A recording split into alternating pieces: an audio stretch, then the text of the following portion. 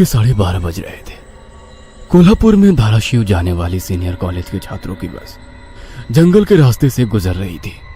Trip खत्म करके वे वापस धाराशिव आ रहे थे। दिन भर मौज मस्ती करने की वजह से सभी छात्र थक कर सो गए थे। दरवाजे की सीट के पास विकास सर और सुशील सर खर्राटे ले रहे थे। बस ड्राइवर विजय मामा भी नींद में बस चला रहे थे। उनके बगल वाली सीट पर प्यून पांडु मामा बैठे हुए थे कि तभी बस के सामने जंगली सुअरों का झुंड आया। विजय मामा ने बस जंगल में रोक दी। कुछ देर में जब रास्ता खाली हुआ तो बस फिर से चलने लगी। कुछ ही देर में विकास सर के पीछे ही दूसरी सीट पर बैठा श्याम नींद से जाग गया।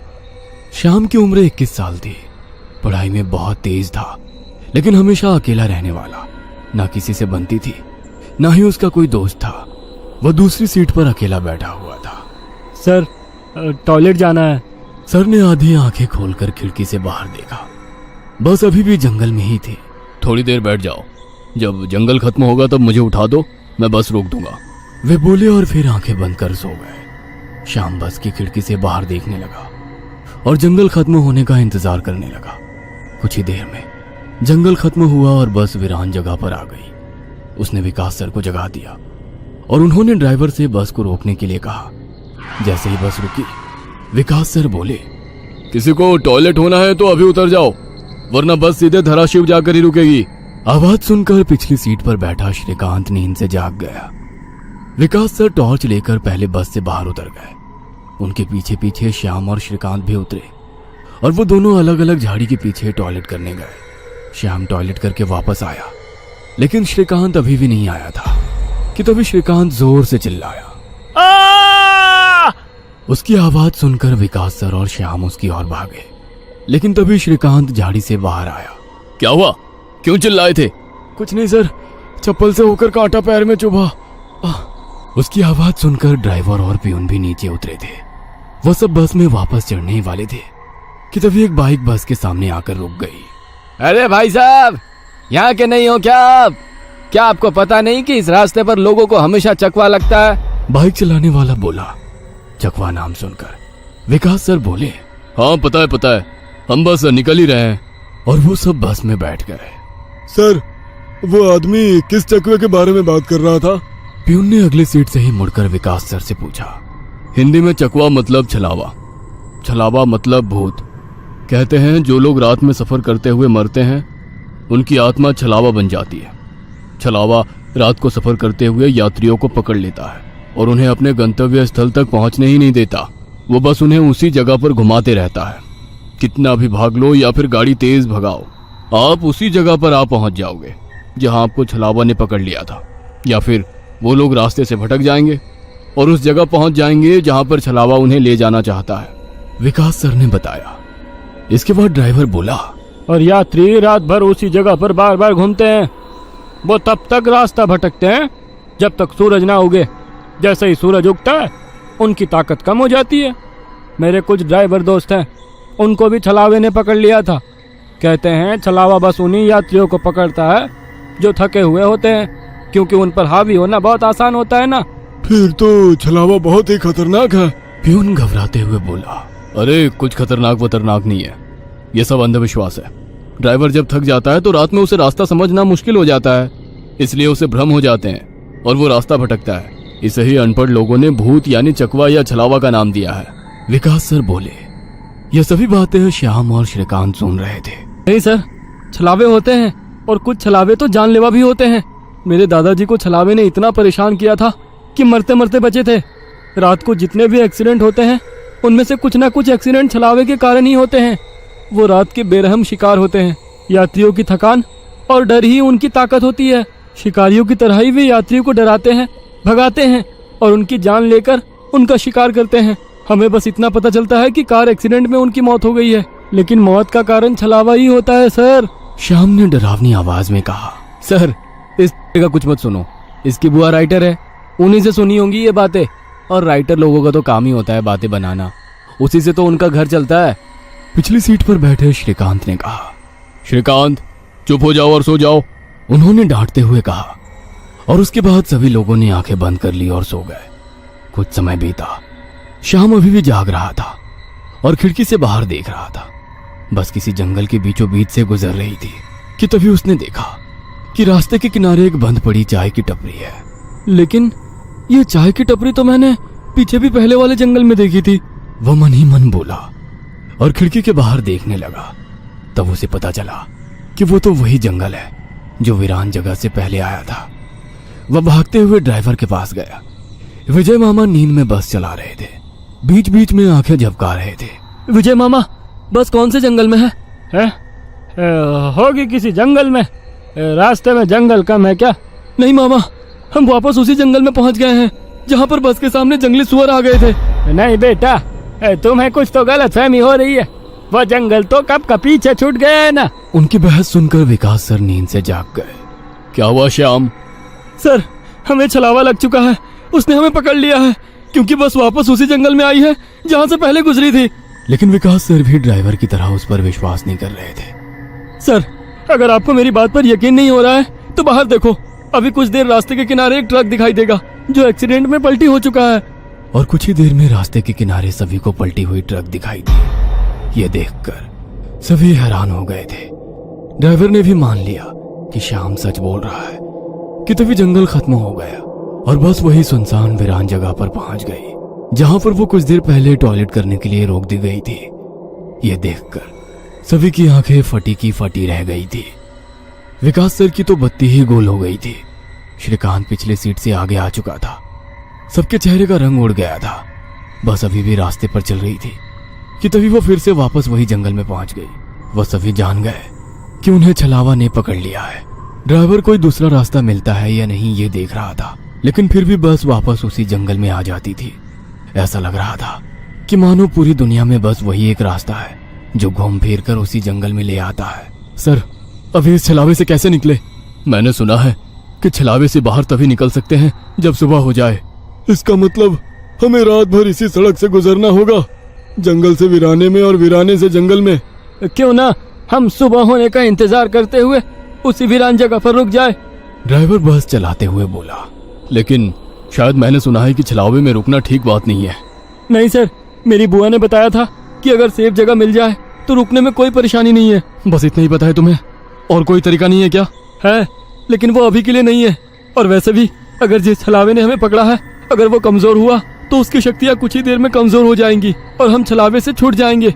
फिर वो छलावा हमें नहीं पकड़ सकता। इन सभी की बातें सुनकर सोए हुए सुशील सर जाग गए। अरे क्या हुआ? आ गया क्या मेरा बोरगांव? सुशील सर उबासी लेते हुए बोले। तभी सभी ने उन्हें घटी हुई घटना बता दी।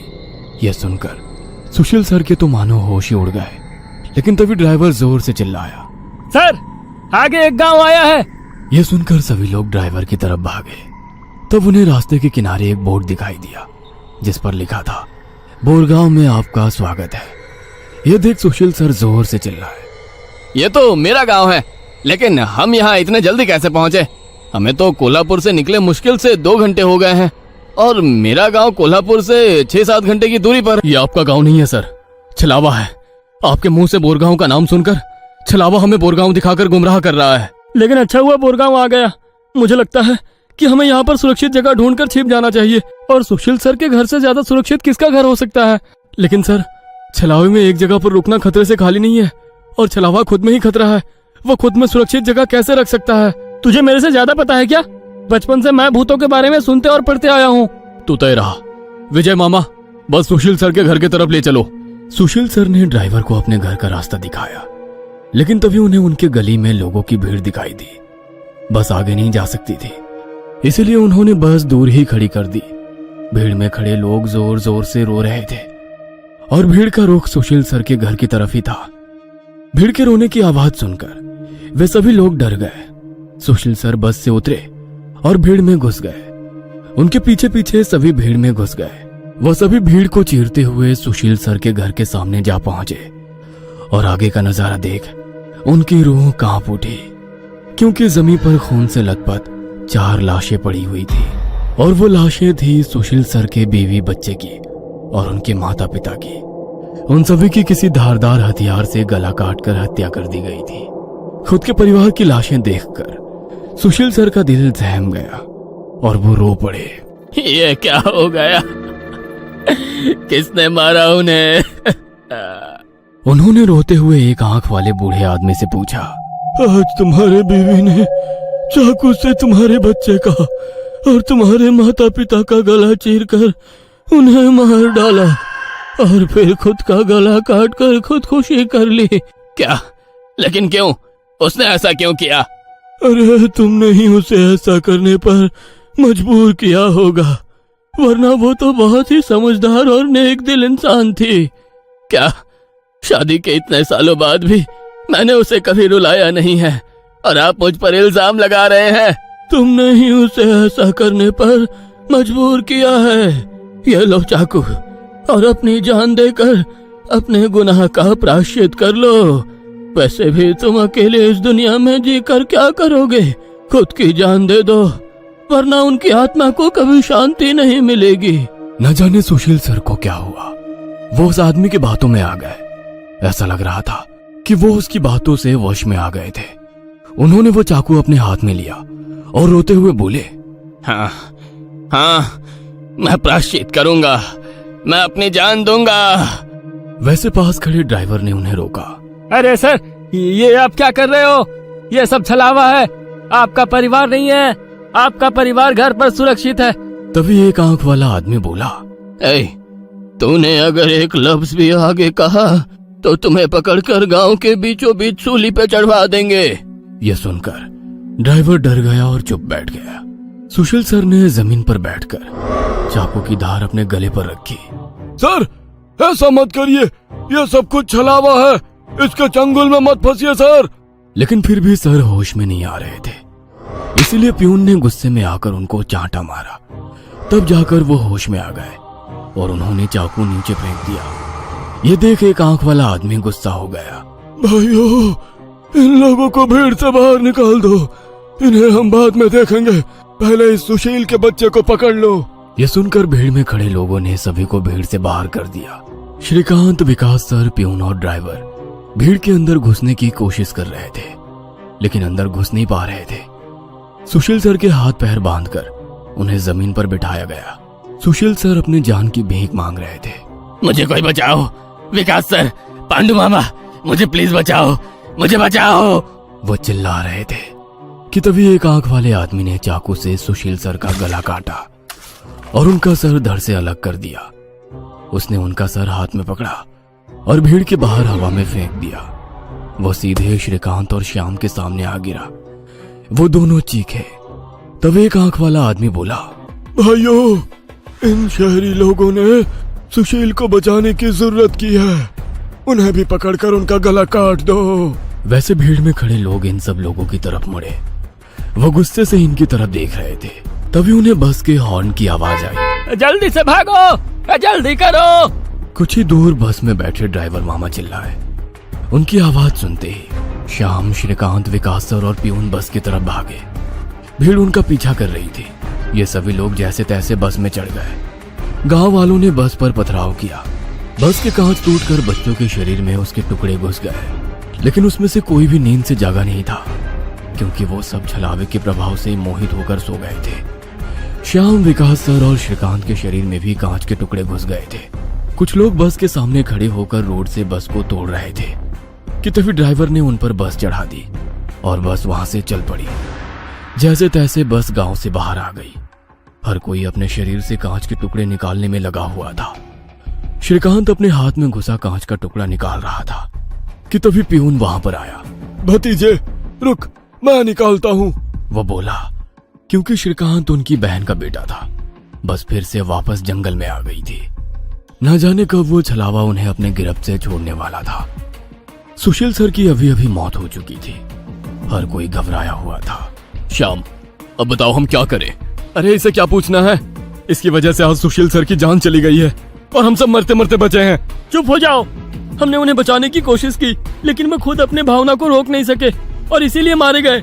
इसमें मेरी कोई गलती नहीं है। श्याम सफाई देते हुए बोला, लेकिन अब हम क्या करें? हमें बस सुबह होने का इंतजार करना होगा और बिना कहीं रुके बस चलाते रहना होगा।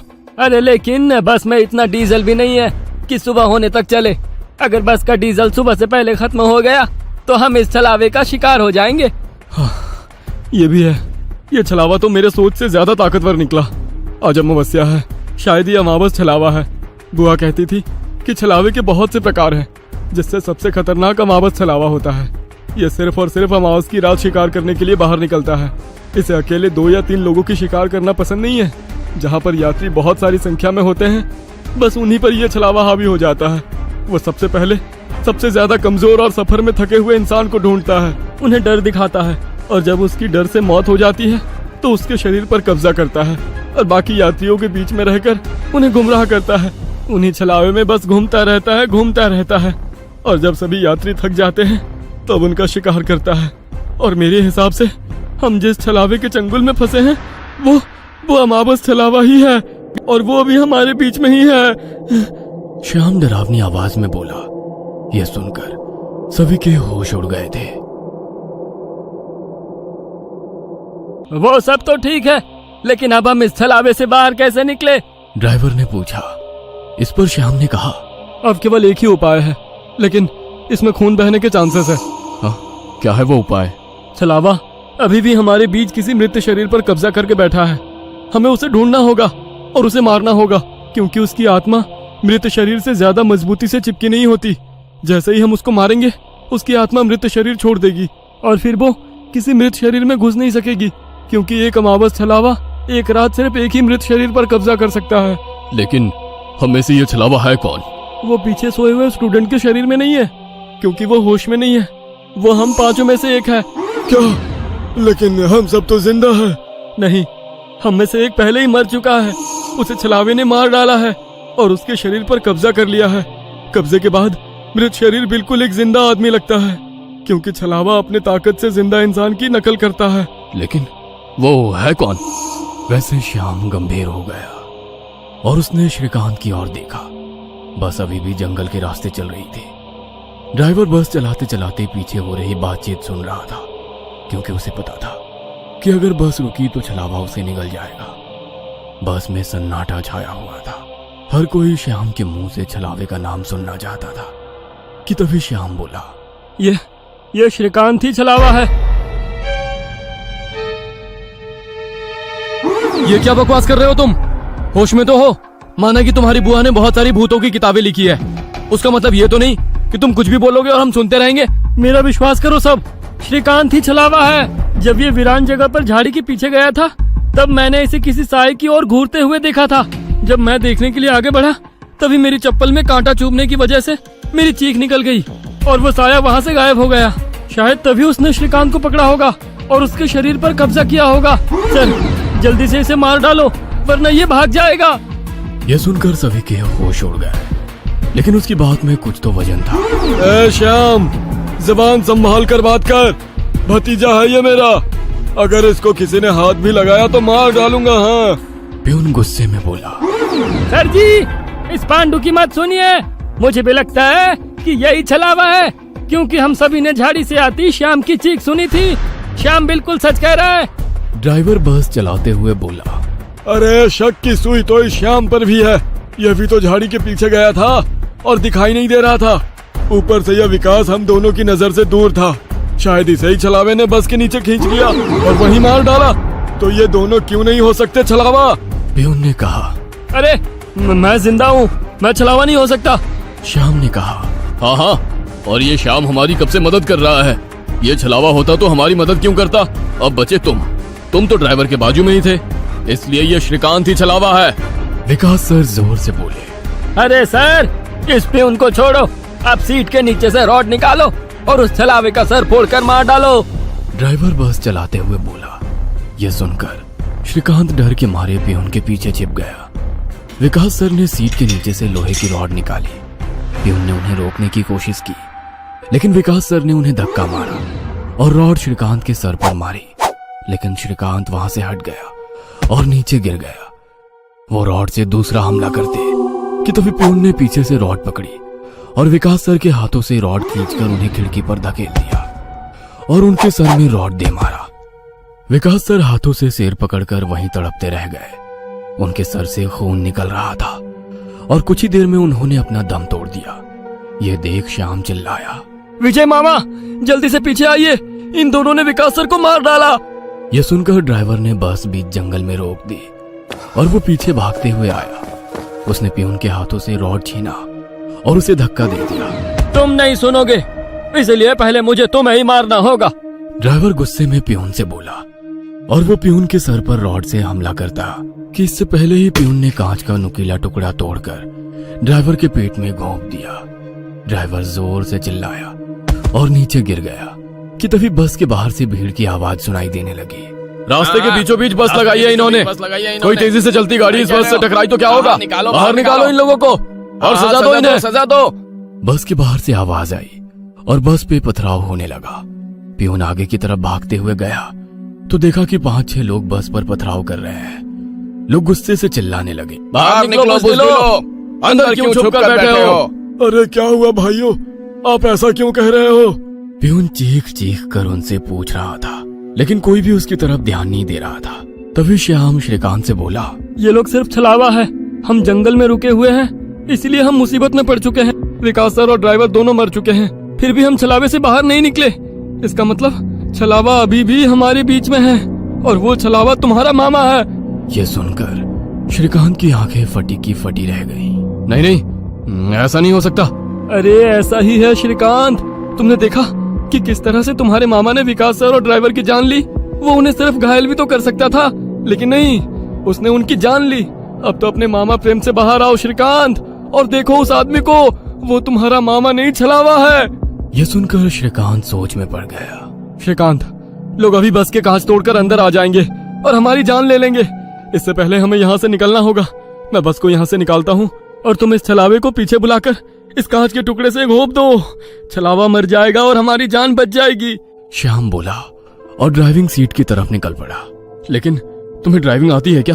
अरे मेरे मामा की ट्रैवल एजेंसी है, इसलिए मैं बस पहले ही चलाना जानता हूँ, उसने कहा और ड्राइविंग सीट पर जा बैठा। उसने बस चालू की और बस चलाने लगा। पियून पीछे श्रीकांत के पास जा पहुंचा। श्याम बहुत ही मन लगाकर बस को भगा रहा था कि तभी उसे पियून की चीख सुनाई दी। उसने मिरर में देखा तो पियून गले में हाथ लगा के नीचे गिर गया। श्रीकांत के हाथ में खून से सना कांच का टुकड़ा था। उसने अपने ही मामा को गला काट कर मार डाला था। श्रीकांत श्याम के पास आया। श्याम ने बस रोक दी। मैंने छलावे को मार डाला। यह सुनकर श्याम जोर जोर से हंसने लगा और उसकी आंखें लाल